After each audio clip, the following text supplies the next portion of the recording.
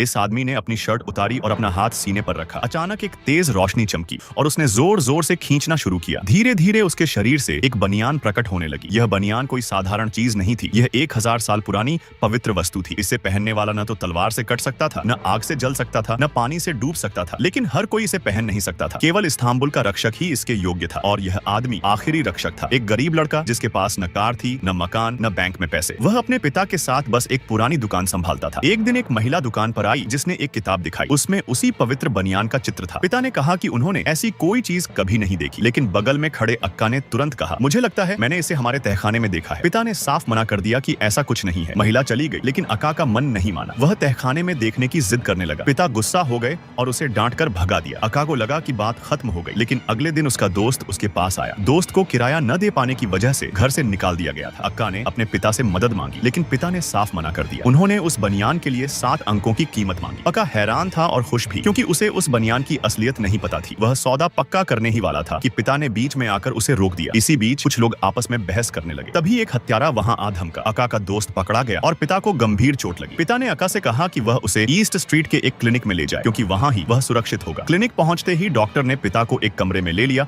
और अक्का को बाहर इंतजार करने को कहा। अक्का को कुछ समझ नहीं आ रहा था। वह बार बार सवाल पूछ रहा था। यह भी नहीं देखा कि सामने वाला उसका नाम जानता था। एक महिला जो वहां थी उसकी हरकतों से तंग आ चुकी थी। आखिरकार उसने अक्का को एक गुप्त रास्ते से ले जाकर दिखाया। वहां उसने देखा कि डॉक्टर उसके पिता के शरीर से गोली निकाल रहा था, लेकिन पिता ने बहुत खून खो दिया था और वह अब और नहीं टिक पा रहे थे। अक्का ने एम्बुलेंस बुलाने की कोशिश की, लेकिन डॉक्टर ने उसे रोक दिया। तब डॉक्टर ने अक्का को सच्चाई बताई। वह बूढ़ा आदमी उसका असली पिता नहीं था। वे दोनों एक लॉयल्टी गैंग नाम के संगठन से थे, जिसका मकसद अक्का की रक्षा करना था। अक्का का असली काम था इस्तांबुल की रक्षा करना और अमर लोगों को खत्म करना। अक्का को यह सब पागलपन लगा। वह चिल्लाया कि ये लोग पागल हैं। डॉक्टर ने उसे वह बनियान दी और कहा कि इसे पहनो, सब समझ आ जाएगा। अक्का ने जैसे ही बनियान पहनी, कुछ मिनट बाद वह जोर जोर से हिलने लगी। अचानक वह पिघलने लगी और उसके सीने में समा गई। पलक झपकते ही वह एक खास निशान में बदल गई। अक्का हैरान होकर अपने सीने को छूने लगा। विश्वास नहीं कर पा रहा था कि यह सब सच है। तभी सामने खड़ी महिला ने पिस्तौल निकाली और अक्का पर गोली चला दी, लेकिन अक्का को खरोंच तक नहीं आई। उसके शरीर ने गोली को न सिर्फ रोका, बल्कि उसे झपटा कर दिया। महिला ने बताया कि वह इस्तांबुल का रक्षक है। वह बनियान उसकी पवित्र वस्तु है जो उसे अभेद्य बनाती है। अक्का यह सब स्वीकार नहीं कर पाया। वह मौका देखकर भाग गया और अपने घर की ओर दौड़ा, लेकिन घर पहुंचने से पहले उसने देखा कि नीचे कुछ संदिग्ध लोग जमा थे। वह चुपके से पड़ोसी के घर गया। वहां उसे पता चला कि जब से वह बनियान लेकर गया था, कुछ लोग उसकी तलाश में दुकान पर आए थे। अक्का अपने पुराने घर लौटा और अपनी सुरक्षा के लिए एक हथियार उठा लिया। और आगे क्या हुआ देखने के लिए कमेंट कर नेक्स्ट पार्ट और हाँ, चैनल को सब्सक्राइब करना ना भूलें।